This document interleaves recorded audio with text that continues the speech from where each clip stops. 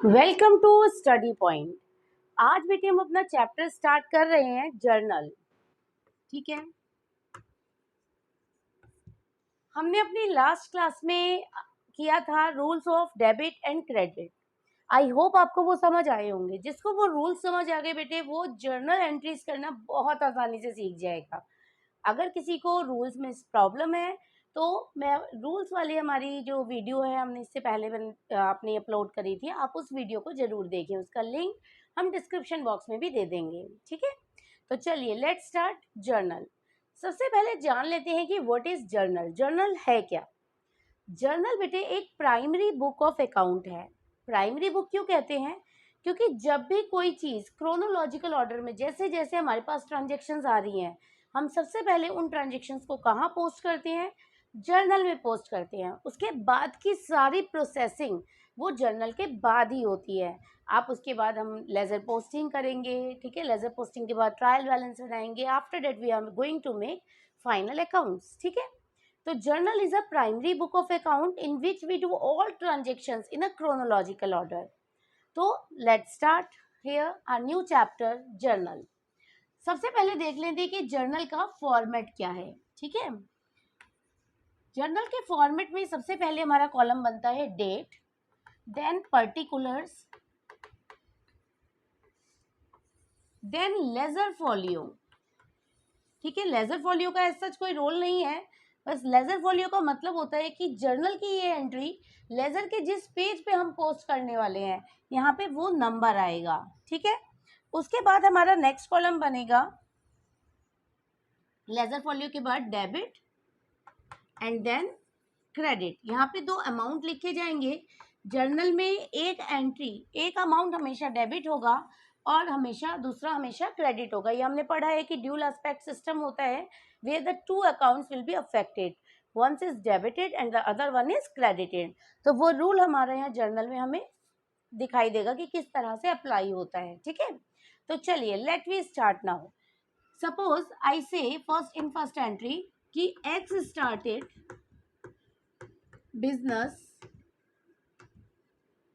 with cash ₹50,000। ठीक है, और मैं मान लेती हूँ कि मुझे एक डेट गिवन है और सपोज डेट है कि भाई इसने 1 अप्रैल को अपना बिजनेस 50,000 से स्टार्ट किया, या इसकी जगह लिखा आ सकता है कि अमाउंट इन्वेस्टेड इन बिजनेस। ठीक है, या business started with cash rupees this one, कुछ भी हो सकता है।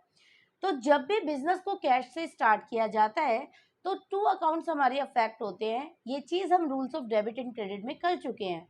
One is cash and the other one is capital. ठीक है, बोथ आर इंक्रीजेस। कैश किस नेचर का अकाउंट है? दोनों ही बढ़ रहे हैं। जब भी बिजनेस में कैश इंक्लूड हुआ तो कैश भी बढ़ रहा है और कैपिटल भी इंक्रीज हो रही है। जब दोनों इंक्रीज हो रहे हैं बट दोनों का नेचर अलग है। कैश किस नेचर का अकाउंट है? ये रियल नेचर का अकाउंट है और as per the rule of real account debit words comes in. I hope आपको रूल याद होगा, डेबिट वर्ड्स कम्स इन। तो ये क्या हो जाएगा? हमारा डेबिट हो जाएगा। कैपिटल क्या है? हमारा लाइबिलिटी अकाउंट है और as per the rule when liabilities are increases then it should be credited. तो कैपिटल क्या हो जाएगा? क्रेडिट हो जाएगा। हमने 5 टाइप्स ऑफ रूल पढ़े थे, तो आप किसी भी रूल से देख लो। कैश हमारा एसेट है, एसेट जब भी इंक्रीज होता है तो डेबिट, और लाइबिलिटी जब भी इंक्रीज होता है तो क्रेडिट, जो हमने मॉडर्न क्लासिफिकेशन पढ़ी थी। आप उस रूल से भी इसको देख सकते हैं। आप दोनों में से कोई भी याद रख लीजिए, आपका ये क्वेश्चन हो जाएगा। ठीक है, चलिए, तो आई होप आपको ये समझ आया होगा। डेट में जैसे मान लो कि हमारा ईयर है 2023 और यहाँ पे 1 अप्रैल की एंट्री है। ठीक है, अब एंट्री में क्या सबसे पहले क्या हो रहा है? कैश डेबिट हो रहा है, तो हम एंट्री कर देंगे कैश अकाउंट डेबिट टू, थोड़ा सा इससे हटा के एंट्री की जाती है डेबिट वाले से, टू कैपिटल अकाउंट। ठीक है, ये इसकी एंट्री हो जाएगी। अब कैश डेबिट हो रहा है विद द अमाउंट ऑफ ₹50,000, तो डेबिट में लिख देंगे, और कैपिटल क्रेडिट हो रहा है विद द सेम अमाउंट, तो कैपिटल के सामने क्रेडिट कॉलम में हम लिखेंगे 50,000। हर एंट्री के बाद नरेशन लिखनी बहुत ज़रूरी है, क्योंकि अगर आप नरेशन नहीं लिखते हैं तो आपके हाफ मार्क्स जो है उसमें कट हो जाएगा। नरेशन लिखने पे आपको फुल मार्क्स मिलेगा जर्नल एंट्री में, अगर आपकी एंट्री और नरेशन दोनों सही हैं। और ना लिखने पे आपका हाफ मार्क्स डिडक्ट हो जाएगा। तो नरेशन जरूर ध्यान दीजिएगा। नरेशन एज सच कुछ नहीं होती, नरेशन होती है वो ट्रांजेक्शन जो हमने की है, ठीक है, उसका शॉर्ट फॉर्म। जिस समझ आ जाए बस नरेशन पढ़ के कि भाई हमने ये cash account debit to capital क्यों किया। तो मैं यहाँ लिखती हूँ, शुरुआत करते हैं बीइंग से। Being business started with cash.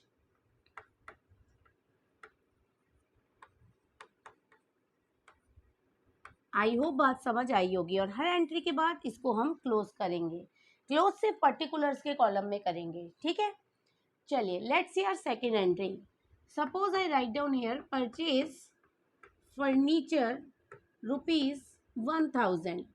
मैंने 1000 से फर्नीचर परचेज किया, ठीक है। अब फर्नीचर कैसा अकाउंट है मेरा? फर्नीचर रियल अकाउंट है, एसेट है, एसेट से कर लो। फर्नीचर एसेट है और जब भी एसेट इंक्रीज होती है तो क्या हो जाती है? डेबिट हो जाती है। जब मैंने फर्नीचर परचेज किया, कुछ नहीं लिखा, बस परचेज फर्नीचर ₹1000, तो इसका मतलब ये कैसी परचेजेज हो गई? ये कैश परचेजेज हो गई, ठीक है। तो दो अकाउंट इन्वॉल्व हो गए, फर्नीचर एंड कैश। फर्नीचर आ रहा है, कैश जा रहा है, both are assets. When asset increase it should be debited और when asset decrease it should be credited. तो furniture increase, cash decrease, furniture debit, cash credit, ठीक है। एसेट अकाउंट का रूल फॉलो होगा दोनों पे। एंट्री हो जाएगी furniture account debit to cash account. अब मैं नरेशन नहीं लिखूंगी, नरेशन आई होप आप समझ गए होंगे कि किस तरह से लिखनी है, because I have less space here. Being furniture purchased with cash, ठीक है, नरेशन हो जाएगी इसकी। चलिए नेक्स्ट एंट्री देखते हैं। सपोज नाउ आई से परचेज गुड्स, या पहले फर्नीचर ही ले लेती हूँ या मशीन ले लेती हूँ कोई ऐसी। Purchase machine ₹10,000 from x. X is a name of person. जब भी किसी पर्सन का नाम लिखा आ जाए आगे तो आप समझ जाइए वो कैसी परचेजेज है? क्रेडिट परचेज है। अगर कुछ नहीं लिखा, परचेज फर्नीचर ₹1000 तो कैश परचेज। और अगर लिखा है परचेज मशीनरी ₹10,000 फ्रॉम एक्स, अब नाम आ गया लिखा हुआ, इससे खरीदी, तो इसका मतलब कैसी परचेजेज हो गई? क्रेडिट परचेज हो गई, ठीक है। अब क्रेडिट परचेज हो गई तो परचेज एसेट परचेज करिए, नाम तो एसेट का रहेगा, एसेट आ रही है हमारे पास, एसेट इंक्रीज हो रही है, तो फर्नीचर की तरह मशीन अकाउंट भी क्या हो जाएगा? डेबिट हो जाएगा। बट अब मैंने कैश पेमेंट नहीं करी, मैंने कैसे खरीदी है? क्रेडिट पे परचेज करी है। क्रेडिट पे परचेज करी है तो इधर किसका नाम आ जाएगा? मेरे क्रेडिटर का नाम, टू एक्स, ठीक है। नाम के आगे आप अकाउंट लगाएं या नहीं लगाएं, आपकी एंट्री हमेशा सही होगी। आप एक्स अकाउंट लिख दें या केवल एक्स लिख दें, एंट्री सही मानी जाएगी। अमाउंट आ जाएगा आपका 10,000। नरेशन क्या हो जाएगी? Being machine purchase from x, ये इसकी नरेशन हो जाएगी। आई होप आपको समझ आ रहा होगा, ठीक है। चलिए नेक्स्ट ट्रांजेक्शन देखते बेटे। ये तो बात रही एसेट की कि एसेट हमने कैश में खरीदी या क्रेडिट पे खरीदी। अब मान लीजिए लिखा है मेरे पास परचेज गुड्स ₹10,000। अब मैंने क्या खरीदी है? एसेट नहीं खरीदी, मैंने गुड्स खरीदी है। जब भी वर्ड आ जाए गुड्स, तो गुड्स मतलब जो मेरे रिकरिंग नेचर से रिलेटेड है, रेवेन्यू नेचर की है, ये मेरी बिजनेस एक्टिविटी से रिलेटेड है, ठीक है। तो इसमें जो अकाउंट शामिल होता है वो गुड्स अकाउंट नहीं होता। अब कौन सा अकाउंट शामिल होगा? Purchase account. मैंने गुड्स परचेज करी है तो परचेज अकाउंट। परचेज या सेल्स अकाउंट हमने पढ़ा था ये चीज भी अपने rules of debit and credit में, कि परचेज या sales account is a part of nominal account. और मैं कुछ चीज परचेजेस कर रही हूँ तो मेरे एक्सपेंसेस क्या हो रहे हैं? इंक्रीज हो रहे हैं। और as per the rule of nominal account, debit all expenses and losses. तो अगर मैं कुछ परचेज कर रही हूँ तो मेरे एक्सपेंसेस इंक्रीज हो जाते हैं, और रूल के according debit all expenses and losses, तो मैं एंट्री करूंगी purchase account debit to cash में परचेज करिए, कैश जा रहा है, एसेट है, टू कैश अकाउंट। कितने की खरीदी मैंने? 10,000 की। आई होप आपको बात समझ आई होगी। जब भी गुड्स खरीदेंगे तो हमारा कौन सा अकाउंट इन्वॉल्व होगा? Purchase account. Purchase account debit to cash. जब एसेट परचेज करते हैं तो एसेट अकाउंट के नाम से ही एंट्री की जाती है, एक अलग अकाउंट खुलता है। बट जब भी गुड्स खरीदते हैं बेचते हैं तो परचेज या सेल्स अकाउंट इन्वॉल्व होता है, ठीक है। अब बात करते हैं क्रेडिट परचेज की। मान लीजिए मैं एक ट्रांजेक्शन देती हूँ इसी से रिलेटेड कि purchase goods ₹5,000 from Y. Y is a name of debtor. मेरा एक डेटर है, क्रेडिटर। मैंने गुड्स परचेज करी है, क्रेडिटर ही है। जैसे एक्स से मशीन खरीदी थी ऐसे ही वाई से गुड्स खरीदी है, तो वाई भी मेरा क्रेडिटर हो गया। तो 5,000 की गुड्स परचेज करी, फिर से वही एंट्री क्या होगी भाई, मेरे पास गुड्स परचेज करी, एक्सपेंस हो रहे हैं, और as per rule of nominal account debit all expenses and losses. तो परचेज अकाउंट मेरा क्या हो जाएगा, डेबिट हो जाएगा। मैं इसको रब कर रही हूँ, यहीं पे एंट्री कर लेंगे हम, ठीक है। चलिए, परचेज अकाउंट डेबिट होगा तो अब एंट्री क्या होगी, बस परचेजेस कैसी हैं, क्रेडिट परचेज हैं। परचेज अकाउंट डेबिट टू किसका नाम आ जाएगा, जैसे एसेट खरीदी थी तो क्रेडिटर का नाम आया था, ऐसे ही वाई का नाम आ जाएगा, टू वाई। कितने की खरीदी, 5,000 की,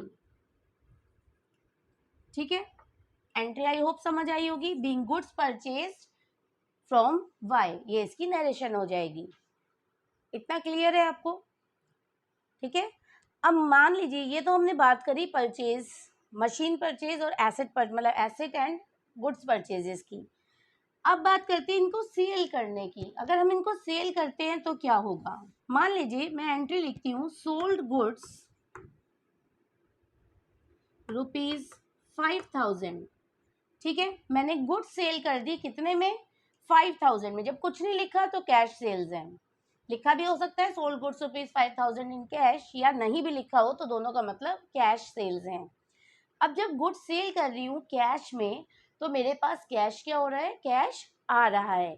और कैश आ रहा है अगर, तो कैश क्या हो जाएगा, कैश एसेट है, और asset when increase it should be debited. तो एंट्री हो जाएगी हमारी कैश अकाउंट डेबिट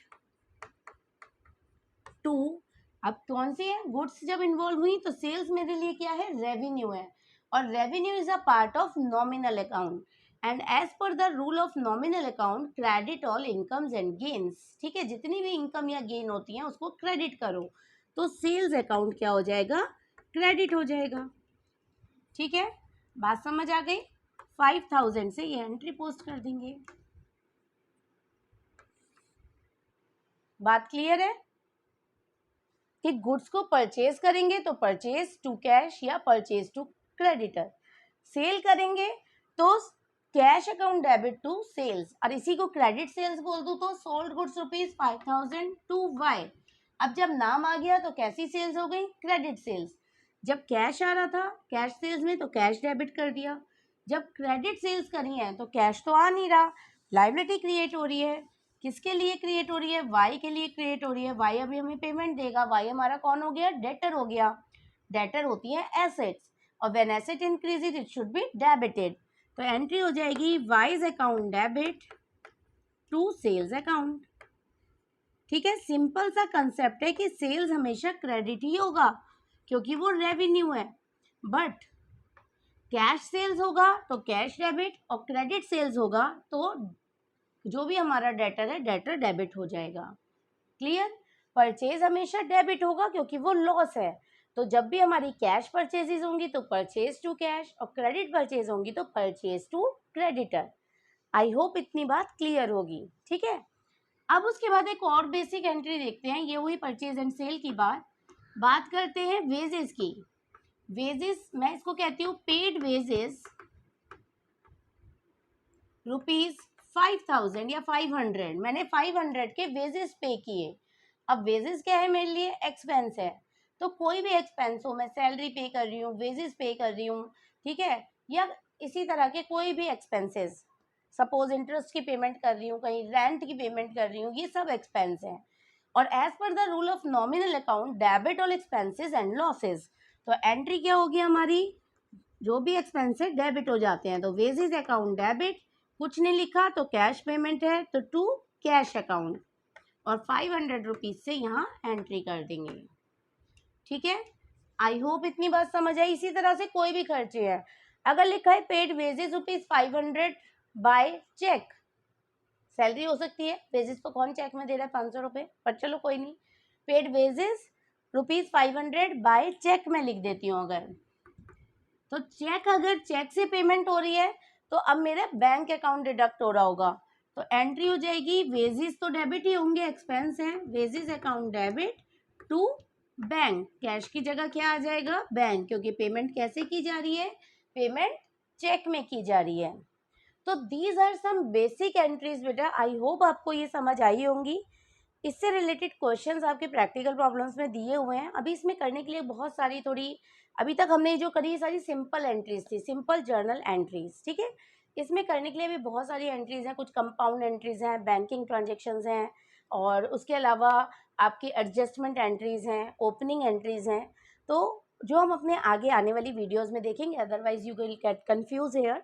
तो इस क्लास को हम यहीं ख़त्म करते हैं और मिलते हैं अपनी नेक्स्ट क्लास में। तब तक के लिए बाय बाय, गुड डे। और अगर आपको हमारी वीडियो पसंद आती हैं तो उन्हें लाइक, सब्सक्राइब एंड शेयर करना ना भूलें। Bye bye.